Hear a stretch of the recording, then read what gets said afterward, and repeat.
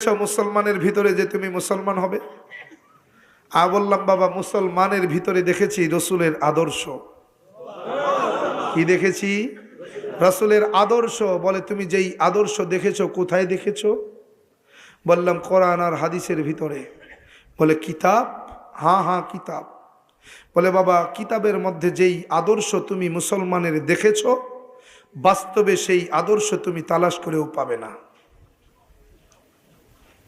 বললাম কেন? বলে মুসলমানরা সেই কিতাবের আদর্শ পালন করে না। কথা বলে বাবার এই কথাটাকে ও সময় গুরুত্ব দেই নাই, কিন্তু এখন দেখি হ্যাঁ সত্যিই তাই।